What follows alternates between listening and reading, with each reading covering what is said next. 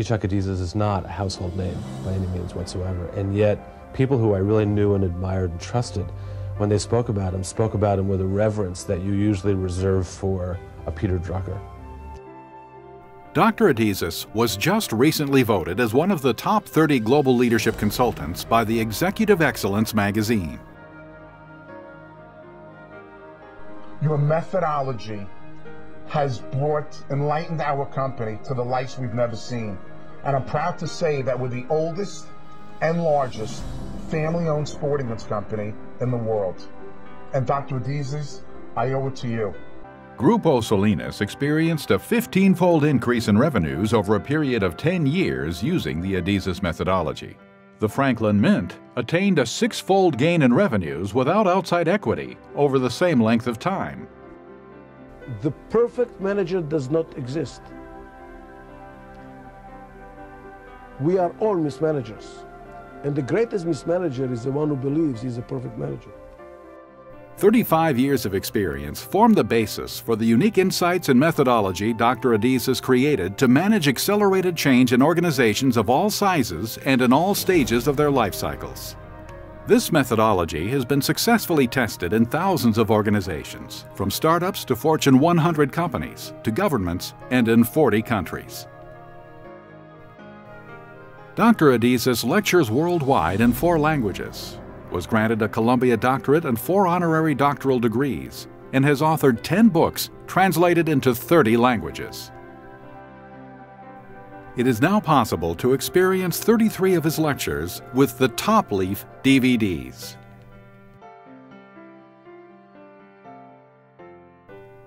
Welcome to the Adizes methodology. Good day. Today we are going to cover another item which is of significance, and it is how people perceive reality. And that is a source of a lot of miscommunication, misunderstanding in decision making, and thus is of significance to be understood and covered well. There are 3 ways we can perceive reality. One is what is going on. And I'm going to show it as a circle here. That's what we believe is going on. Is. This is not going on. This is going on. All right?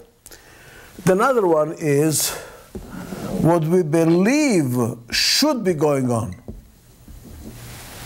And the third one is what we want to be going on. Now, those 3, let's take an example, for instance. You are now sitting and watching a video program here about perceiving reality. You are sitting and watching. I wouldn't be surprised if it crosses your mind while you're watching this video that you say to yourself, I should be really in the office, I have so much other things to do.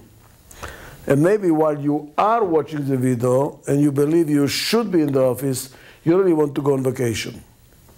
Now, those 3 perceptions, when they are overlapping each other, they create some frustrations, and let's see what they are. Here is what is going on. Here is what you believe should be going on. And here is what you want to be going on.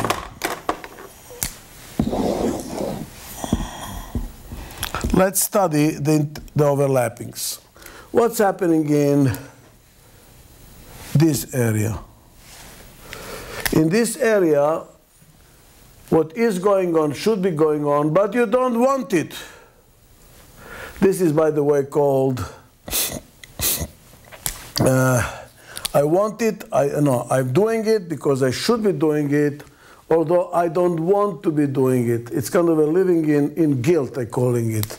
You feel guilty that you do what you should. You're a good soldier, you know? You're a good soldier, although you don't want to do it. You nevertheless do it. Now let's look at what happens in area number 2. Okay, in area number 2, please realize you want it, it should be, but it isn't. The example will be, when you talk to your child, a teenager son or daughter, and you say, you should be home by midnight. I want you home by midnight because I cannot sleep. I'm so worried. Why aren't you in by midnight? So what you want should be, but it isn't happening. This area number 2. And what's happening in area number 3? This is what I call, living in sin, okay? And this is living in guilt. And this is living in sin. What does it mean? You do what you want, although you realize you shouldn't. Now let's continue. What happens in the center here? See, this is all frustrations. You do something you shouldn't and you don't want to. You do it because you don't do it, but you should do it or you don't want it. Or you want it and you shouldn't and it isn't.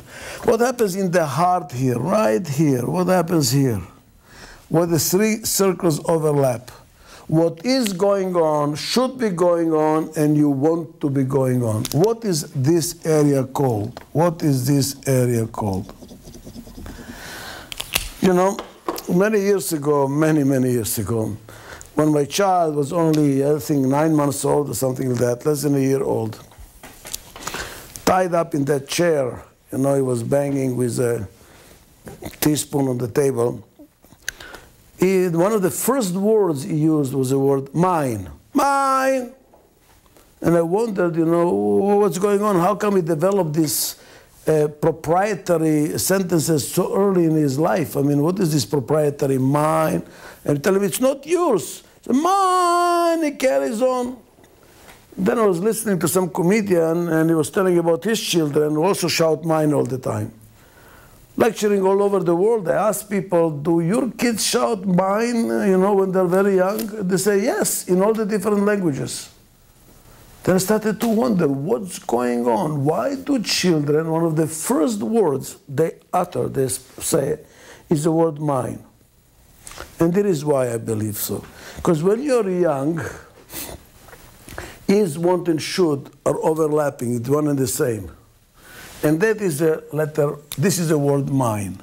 Mine is not proprietary. What it really means to say is, what is, I want it, and it should be. There is no difference. What the child is saying there by saying mine is saying, I want it. And since I want it, it is mine. What I want is, and there is no should, I don't know the should. As we grow, what happens as we grow? The circles start separating. And that's why little kids cry a lot. Why do they cry a lot? They're starting to see the difference. For instance, you say to your kid, go to sleep, it is already 9 o'clock. And they say, I don't want to. But you should, tomorrow there is school. I don't want to, but it's 9 o'clock already. See, there is right there. Or little kid, tell him, don't touch the oven. It is hot. And what does the little kid do as you turn your back? He touches the oven. Ah! He realizes what I want shouldn't and what should, it isn't. We start to differentiate. By the way, we continue crying all our life. The only thing is we know how to hide our tears. Because we start realizing what is, you don't want it, and what you want, it shouldn't, and what you should, it isn't.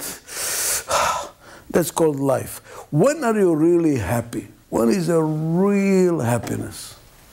That's why when you're in love with someone, you say, you are mine. Well, what is this mine? It's not proprietary.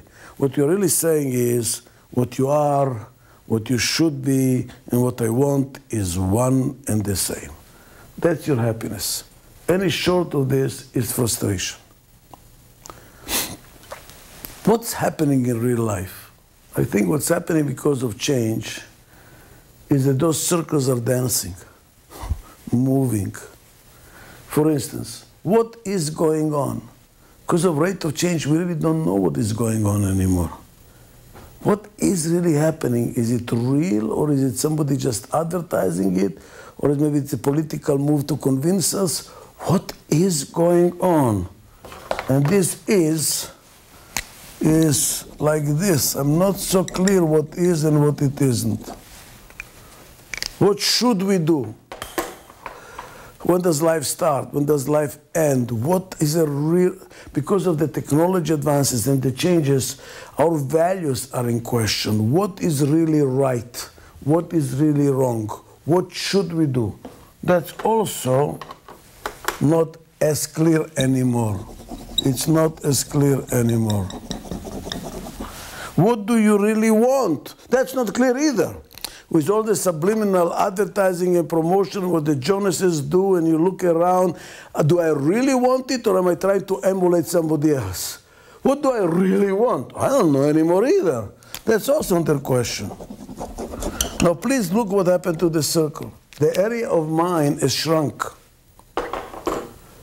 The higher is the rate of change, the more unhappy people we are going to find. When I work in a developing country, where the rate of change is smaller, they're not really too rich, you know. Maybe they're even hungry, but they're happy. They are happy. You see happy people. And you go to these developed countries, which are with 3 cars in the garage and with 3 houses on the balance sheet, and they go every day to the psychotherapy. And what are they saying when they go to psychotherapy? Hey, doctor, what is going on? What should I do? What do I really want? I don't know anymore. It is all very confusing. As a matter of fact, the highest disease of developing countries, the more developed they are, the more depressed people. Depression is the highest rate of emotional disease of developing countries. You know why? Because they don't know what's going on. They feel disempowered. I do not know what's going on. I do not know what I really want. I really am not so sure what I should do. It is all increasingly confusing. And when we come to manage companies and to communicate, we confuse the is with the want with the should. How do we confuse? Interestingly enough, it pertains to the styles of management, which I covered with you in another segment. But let me summarize it here. Which type comes from the want circle? Since I want it, it should be and it better be. Want equals should equals is, but it starts with a want. I do it because I want to. The type E, the entrepreneurial type. Reasonable people adapt to their environment. Unreasonable people adapt their environment to themselves. Thus, all advance of civilization is done by unreasonable people. I want it and it better be. But it is not, it shouldn't be. I want it. That's the big ego trip.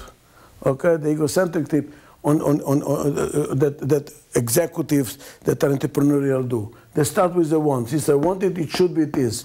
As a matter of fact, they confuse the three. When they say, we should do this and that, really it's not true that we should do that. What they're really saying is, I want it. They're just substituting the word want with the word should. It's really not should. Listen to what they're saying and you realize there is no real should here. There is no cause-value relationship analyzed in detail. There is no really time pressure. Basically, they're saying is, I want it. That's what they say, I should do it. Or they even confuse the want with the is. They say, we are the leading company in the industry. We are not. Yeah, but we should be. We're investing enough in advertising. We're doing enough with the product development. There is no reason why we shouldn't be. But we are not. You want it to be, we should be, but we are not. We confuse the want with the should. Or, listen to this one, in political science, they all the time do this. All people are born equal. Are they born equal? Or should they be born equal? We want them to be born equal. What do we mean by that? We have to really pay attention to the words we use. And in the Adizes methodology, when we communicate, I insist that you use the words in the correct sense. We are the leaders, and we better be the leaders. We want to be the leaders. We should be the leaders. Which word are you using? Which type comes from the should angle? Since we should be, that's what I want. I want what I should. Should is the driving force. That's the type A, the administrative type, the detailed, thorough individual that is risk averse. We do what we should do. The good soldier. What do you want? Never mind. What we should do. I do what we should do. As a matter of fact, you see, the A role is disempowering. You don't have a discretion. You just do what the book, quote unquote, tells you to do. And who is coming from the is. Never mind what we want, what we should. Come on, guys, let's go and do it. The P type. See, so we are constantly miscommunicating because each one is coming from a totally different angle and using the other words as exchangeable for where they're coming from. So what do we do? What do we do? You have to look at the sequence by which you approach a problem. Sequence is very important. I jokingly say in my lectures that to sneeze and wipe your nose is the right sequence. To wipe your nose and then to sneeze is not the right sequence. You're wondering, why you look so ridiculous. Well, because you did it in the wrong sequence. What is the right sequence here? What is the right sequence? Where do you start from? Now, I would like you to realize that there is a circle here. It's not linear. Is, want, should. Where do you start? Well, look at the Alcoholics Anonymous. We're talking about decision-making that entails change, when you want to change something. Decisions that are going to produce change. These are non-programmed decisions, not decisions that we already made and we're just following. There's no decisions, we're just acting out. When we have to make a decision about change, where do you start? How does Alcoholics Anonymous start? How does any drug addiction program start? It starts with a person standing up and saying, my name is such and such, I am an alcoholic. You have to start with is, what is going on. Accepting reality. You can say, I want to be thin forever. You're not going to lose weight until you admit, I am fat. As you can see, I'm apparently not doing it right as yet. You have to admit that you have a problem. You cannot move to the next stage until you accept the stage you're in. Because as long as you're denying the stage you're in, all the energy that you have goes into denying your reality. Thus, you cannot move to the next stage because there is no energy to move to the next stage. I do have a problem. That's the first stage. It is kind of accepting your reality. When we make change in organizations, we don't start with goals. Many consulting firms start with, what is your goal? Guys, that's dreaming. First of all, let's analyze, where are we? Are we in trouble? Do we agree we are in trouble? Do we agree we are going to be in trouble? Unfortunately, some people need small heart attacks to change their working habits. Not a big heart attack, a small one, so that they change. Why a small heart attack will make a change? Because it finally dawned on them, I have a problem. Maybe the way to lose weight is to start climbing stairs and saying, I have a problem. It's not enough to want. First, you have to accept what is. What is? In light of what is, what do you want? Don't go into the should as yet. What do you want? Why? Because want is what gives you the value. That's what I want. Should is a cost. Should I do it? Well, how much does it cost? How much pain there is going to be? What's involved in doing? If you go prematurely into the should, what should I do? I'm overwhelmed. What should I do? Guys, you're only thinking about the why nots, all the cost, all the difficulties, all the problems. No. Go into what do you want? What do you want? So when we do organizational change, again, look at the sequence. First question is, what is going on? Is there a problem? Is there something that we need to change? Do we agree? Yes. Okay. Now what do you want? Yes, but stop. Don't talk about the should. Don't talk about the cost. Don't talk about the difficulties. Don't talk about the implementation. What do you want? Dream it. See it. Feel it. Touch it.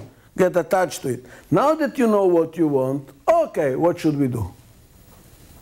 And now when we know what we should do, what should we do in light of where we are, what we want, and what we should do, you're really moving to a new reality, a new is. a new change. What am I trying to tell you now is several things. Number one is watch people speak. Watch what words they use. Are they really using the word or what they mean, or is it a reflection of their style? When somebody starts saying, we should do this and that, is it really a should, or is it really a disguised want? Rarely people will say, I want that, because they got trained probably from early age not to say I want. They probably got spanked when they say too much I want. But they hide the word want behind the word should. Then pay attention that the sequence is right. Don't start with should, don't start with want. Start with the is, and once there is an agreement on what is going on, go into an agreement what you want to be going on, and then adapt the want to what you should be doing and going on. And now you have a plan of action. Thank you. To learn about the Adizes methodology of management beyond the top leaf recorded lecture you've just seen, we encourage you to use one of the Adizes programs, publications, and/or worldwide consulting services. These provide proven paths to obtaining deeper knowledge and breadth of the Adizes methodology. One way to learn more is by joining a Top Leaf Leadership Forum group. The group meets in peer-to-peer learning sessions, where they discuss how to apply the concepts from the recorded lectures the group has viewed, and then in subsequent sessions share their experiences and learn from each other. It is a hands-on experience under the guidance of a trained Adizes certified facilitator that can also be delivered by video conferencing. Your group can be within your company, or you can join a peer group representing multiple companies. In between group sessions, participants use our online learning system, where they can access their manuals, engage in online discussions with their peers, and research our digital books library. One lecture from each module can be purchased and viewed online. Certified facilitators buy an annual license to use Top Leaf in training programs. License files are delivered on a rental iPod video. Our curriculum is also available in Spanish. As with all programs and services from the Adizes Institute, Top Leaf is available in several languages. Top Leaf groups are today being facilitated in foreign countries with the use of video conferencing by multilingual Adizes facilitators directly from our headquarters. With the Top Leaf, which I joined almost a year ago, I had a big benefit from it. Really helped me in managing my companies. Always at the forefront in techniques and technology, the Adizes Institute continues to be placed at the top of the lists that distinguish and reward for excellence. Recently, it was ranked in the top 10 Best in Leadership Development.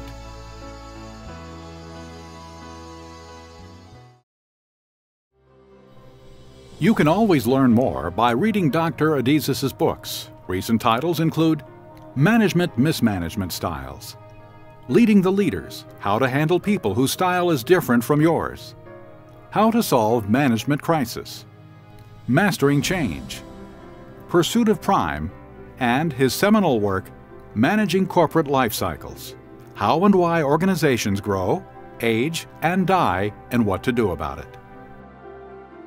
Dr. Adizes' books are available in 30 languages.